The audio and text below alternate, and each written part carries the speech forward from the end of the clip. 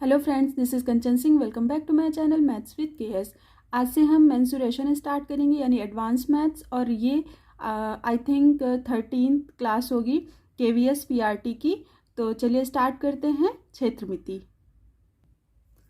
देखिए, मेंसुरेशन में हमें क्या क्या पढ़ना है। एक तो पढ़ना है 2D और 3D, दोनों ही हमें पढ़ना है। तो 2D में हमें क्या क्या चीज़ कवर करनी है पीआरटी के लिए, वो है ट्राइंगल, क्वाड्रिलेटरल और सर्कल, यानी कि त्रिभुज, चतुर्भुज और वृत्त। ये तीन चीज़ें हमें 2D के में पढ़नी है। और 3D में हम क्या क्या पढ़ेंगे, cube, cuboid, cylinder, cone, sphere and semi sphere, यानी कि घन, घनाभ, सिलेंडर, शंकु, गोला और अर्धगोला। ये सब किस में पढ़ेंगे, हम 3D डायमेंशन में पढ़ेंगे, ठीक है। और ये सबसे आपका इम्पॉर्टेंट टॉपिक है, क्योंकि इससे आपके 4 to 5 मार्क्स के क्वेश्चन आते हैं, हर साल आते हैं, हर टीचिंग एग्जाम में आते हैं। प्रीवियस ईयर क्वेश्चन उठा के देखिए। तो चलिए स्टार्ट करते हैं। देखिए, जब भी 2D फिगर की बात आती है तो हमें सिर्फ दो चीज़ ही उसमें फाइंड करना होता है। एक होता है पेरीमीटर, दूसरा होता है एरिया, यानी परिमाप और क्षेत्रफल। तो परिमाप आपको पता है कि किसी भी आकृति की अगर भुजाओं का योग किया जाए तो वो क्या होता है, परिमाप, और अगर उसी का प्रोडक्ट कर दिया जाए तो क्या होता है, क्षेत्रफल। तो चलिए फर्स्ट हम स्टार्ट करते हैं ट्राइंगल से। जब भी हम ट्राइंगल की बात करते हैं तो ये एकदम बेसिक फॉर्मूला है, आप सबको पता होगा क्या होता है, 1/2 आधार गुणित ऊंचाई, यानी 1/2 बेस इंटू हाइट। अगर हम टाइप्स की बात करें, टाइप्स ऑफ ट्राइंगल की, तो फर्स्ट जो होता है वो है विषमबाहु त्रिभुज। नाम से ही आपको पता है विषमबाहु मतलब कि कोई भी इसकी जो भुजाएं हैं वो एक जैसी नहीं होंगी, इक्वल नहीं होंगी, यानी तीनों भुजाएं अलग अलग होंगी। तो मान लिया कोई भी त्रिभुज है, इसकी भुजाएं ABC, तो ये A not equal to B not equal to C, ठीक है। ये थोड़ा सा बेसिक इसलिए डिस्कस कर रहे हैं जिससे आपको क्वेश्चन करने में डिफिकल्टी ना हो। अगर परिमाप की बात करते हैं इसकी विषमबाहु त्रिभुज की, तो क्या होता है, बस तीनों साइड्स को आप ऐड कर दीजिए। देखिए, नॉर्मल फॉर्मूला तो आपने देख लिया कि अगर क्षेत्रफल निकालना है तो क्या होता है, half into base into height. अगर जब विषमबाहु त्रिभुज का आपको क्षेत्रफल निकालना हो तो इसका फॉर्मूला क्या होता है, √S into S minus A into S minus B into S minus C। जहाँ पे S क्या होता है, ये S पेरीमीटर का हाफ होता है, मतलब परिमाप का आधा। तो S इज इक्वल टू आप क्या लिख सकते हो, ऐसे याद रख सकते हो, या फिर A plus B plus C/2, ये इसकी वैल्यू होती है। जब भी आपको विषमबाहु त्रिभुज का क्षेत्रफल निकालना हो तो आप ये वाला फॉर्मूला लगाएंगे। सेकंड हमारे पास कौन सा ट्राइंगल है, राइट एंगल ट्राइंगल, यानी कि समकोण त्रिभुज। देखिए, समकोण त्रिभुज क्या होता है, जब भी उसमें एक कोण क्या होता है, 90 डिग्री का होता है, ठीक है, और उसकी एक भुजा का वर्ग बाकी दो भुजाओं के वर्ग के योग के बराबर होता है। इसी को आप क्या बोलते हो, पाइथागोरस थ्योरम। तो इसका भी पेरीमीटर सेम, तीनों भुजाओं को ऐड करोगे तो A plus B plus C, यानी तीनों साइड्स को आपने ऐड कर दिया। एरिया क्या होता है, half into base into height. अब पाइथागोरस थ्योरम आपको बेसिक है, आपको 6-7 क्लास से पता है कि क्या होता है। देखिए, h² is equal to P² plus B², यानी कर्ण का वर्ग इज इक्वल टू लंब का वर्ग प्लस आधार का वर्ग। ये बहुत इंपॉर्टेंट है, आप इसको याद रखिएगा, ये बहुत सारे क्वेश्चंस में यूज होगा। देखिए, क्वेश्चन क्या दिया हुआ है, find the area of triangle whose sides are 6 centimetre, 8 and 10 centimetre, यानी कि ये भुजाएं दी हुई हैं, इससे आपको क्षेत्रफल ज्ञात करना है त्रिभुज का। अब जैसे ही आप ये नंबर देखते हो 6, 8 एंड 10, तो एक माइंड में एक बात आती है कि ये कहीं ट्रिपलेट्स तो नहीं। अब ट्रिपलेट क्या होती है, यानी कि त्रिक, पाइथागोरस त्रिक किन्हें कहते हैं। देखिए, कुछ पाइथागोरस की ऐसी त्रिक हैं जिनको आप याद कर लोगे तो उससे आपको सॉल्व नहीं करना पड़ेगा। जैसे फर्स्ट होती 3, 4, 5, मतलब जब भी आपको ये नंबर दिखे तो आपको सॉल्व नहीं करना है, सीधे इससे बता सकते हो ये जो बड़ी भुजा होती है वो होती है कर्ण, और इन दोनों में आप कोई सी भी मान सकते हो, किसी को भी आप लंब मान सकते हो और किसी को भी आप आधार मान सकते हो, तो आपको सॉल्व नहीं करना पड़ेगा। इसी का मल्टीपल होता है 6, 8, 10, ये भी ट्रिपलेट होती हैं। ऐसे ही 9, 12, 15, ये भी ट्रिपलेट होती हैं। ऐसे और भी ट्रिपलेट होती हैं, मैं कल आपको इसकी एक लिस्ट बना के दे दूंगी, ठीक है, तो आप वो याद कर लीजिएगा। चलिए क्वेश्चन पे आते हैं। देखिए, जैसे ये नंबर देख के आपको ये आइडिया हो गया कि ये एक ट्रिपलेट्स है, यानी कि पाइथागोरस त्रिक है, तो आपको यहाँ पे कुछ भी सॉल्व करने की जरूरत ही नहीं, सिर्फ फॉर्मूला लगाइए। आपको पता है एरिया का फॉर्मूला क्या होता है, half into base into height, ठीक है। तो आप इस दोनों में से कोई सा भी बेस और कोई सा भी हाइट मान सकते हो। तो यहाँ पे बस वैल्यू रख दीजिए। ये 24 सेंटीमीटर स्क्वायर क्या आ गया आपका एरिया। ठीक है, देखिए ट्रिपलेट से कितना इजी हो गया, हमें कुछ भी सॉल्व करने की ज़रूरत ही नहीं पड़ी, क्योंकि हमें ये पता है कि जब भी ट्रिपलेट दी होती हैं तो जो बड़ा नंबर होता है सबसे, वो हमारा क्या हो जाता है, कर्ण हो जाता है।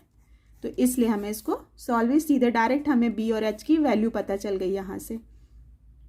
देखिए नेक्स्ट क्या है, एक त्रिभुज का क्षेत्रफल 216 सेंटीमीटर स्क्वायर है और उनकी भुजाओं का अनुपात 3:4:5 है, तो परिमाप क्या होगा, यानी पेरीमीटर हमें निकालना है।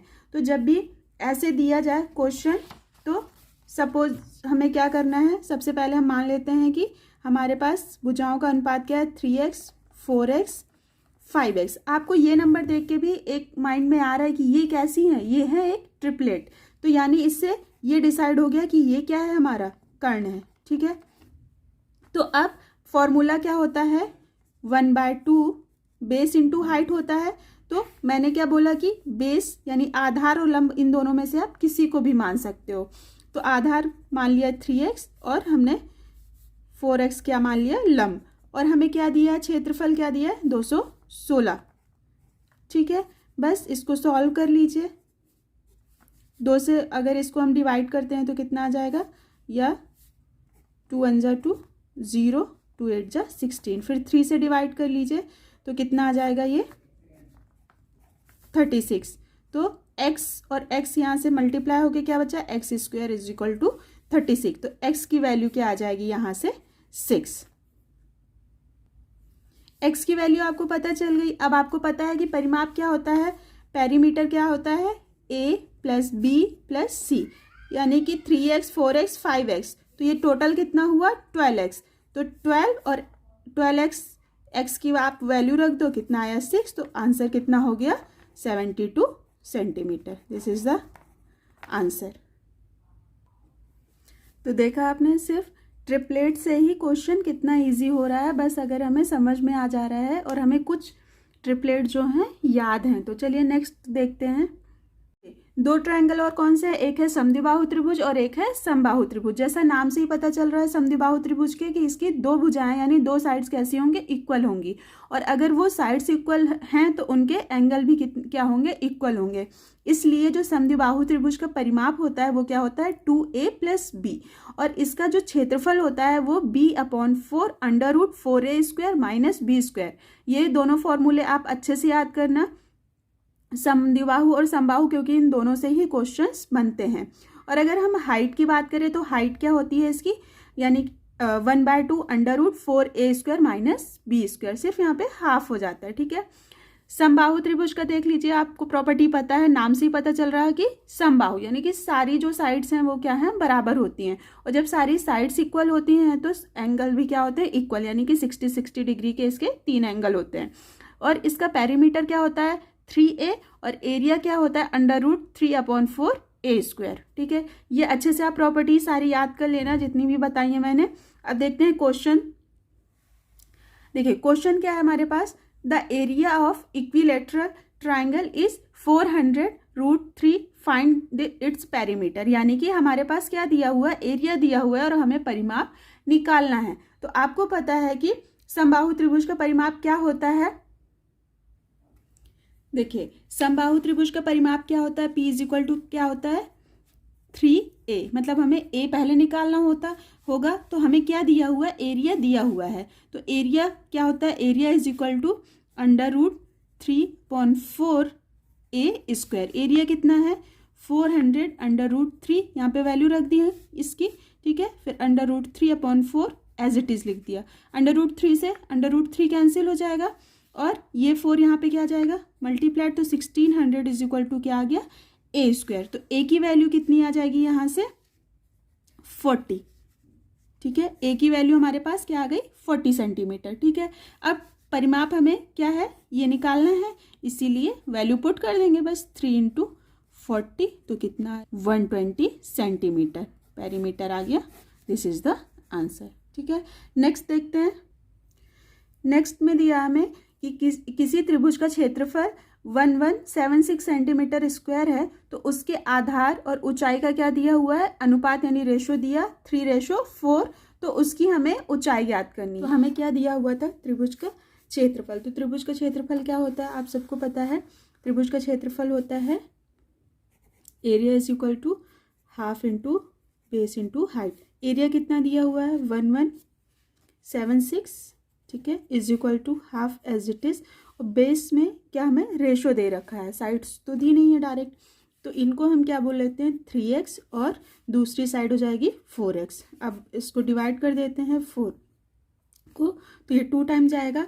3 और 2 का मल्टीप्लाई करते हैं तो क्या हो जाएगा 6। 6 से इसको डिवाइड करते हैं तो कितना होगा 196, ठीक है।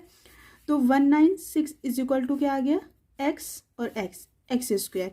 ये किसका स्क्वायर होता है, ये 14 का होता है। तो x की वैल्यू हमारे पास क्या आ गई 14। हमसे पूछा क्या था, तो उसकी ऊंचाई क्या है, तो h इज इक्वल टू क्या था 4x, तो इसलिए हाइट क्या हो जाएगी 4 मल्टीप्लाइड बाय 14, तो कितना आ जाएगा 56 centimetre. This is the answer. Next क्या दिया हुआ है, एक समद्विबाहु त्रिभुज का हमें परिमाप दिया है 18 सेंटीमीटर और उसकी एक भुजा दी है 8 सेंटीमीटर, यानी आधार दिया हुआ 8 सेंटीमीटर। तो हमें एरिया फाइंड करना है। तो समद्विबाहु त्रिभुज का क्षेत्रफल क्या होता है, एरिया इज इक्वल टू होता है b/4 √4a² माइनस b²। तो अब हमें यहाँ पे गिवन क्या है, हमें b की वैल्यू दी है और हमें दिया है पेरीमीटर। समद्विबाहु त्रिभुज को आपकी प्रॉपर्टी क्या होती है पता है कि उसकी 2 साइड्स क्या होती हैं इक्वल होती। तो हमें एक साइड दे रखी है ना, क्या है 8 सेंटीमीटर, और हमें क्या दे रखा है पेरीमीटर दे रखा है। तो हम अगर पेरीमीटर से एक साइड हम माइनस कर दे तो हमारे पास कितना आ गया 10। अब क्योंकि आपको पता है कि समद्विबाहु की 2 साइड्स इक्वल होती हैं तो इसको क्या हम ऐसे ऐसे लिख सकते हैं, ठीक है। तो ये हमारे पास दोनों साइड क्या आ गई, ये 5, ये 5, ये 8 जो पहले से हमें गिवन थी। बस अब तो तीनों वैल्यू आ गई हमारे पास, फॉर्मूले में पुट कर दीजिए वैल्यू। तो b की जगह क्या आ जाएगा 8/4 √4 मल्टीप्लाइड बाय 5² और माइनस 8²। ये डिवाइड हो जाएगा तो कितने टाइम जाएगा 2 टाइम, और अंदर क्या आ जाएगा यहाँ पे 2 और यहाँ पे कितना आ जाएगा 100 माइनस 64, तो ये कितना आ जाएगा 236। और ये किसका स्क्वायर होता है 6 का, तो 2 multiplied by 6 is equal to 12 centimetre square, ठीक है। ये आपका क्या हो गया आंसर। तो बस जब ऐसे क्वेश्चन दिए जाए तो इसीलिए मैंने आपको प्रॉपर्टी एक्सप्लेन की थी कि प्रॉपर्टी आप अच्छे से लर्न कर लेना, तो इस टाइप के क्वेश्चन आप बहुत इजीली सॉल्व कर पाओगे। इस टॉपिक में मेंसुरेशन में कुछ भी नहीं है, सिर्फ आपको प्रॉपर्टीज़ और फॉर्मूले अच्छे से याद हैं तो आप सारे क्वेश्चन बहुत अच्छे से सॉल्व कर लोगे। आज की क्लास हम यहीं पर एंड करते हैं। इसका आगे का सिलेबस हम कल की क्लास में देखेंगे। अगर आज की वीडियो आपके लिए हेल्पफुल रही हो तो please like share and subscribe. Thanks for watching.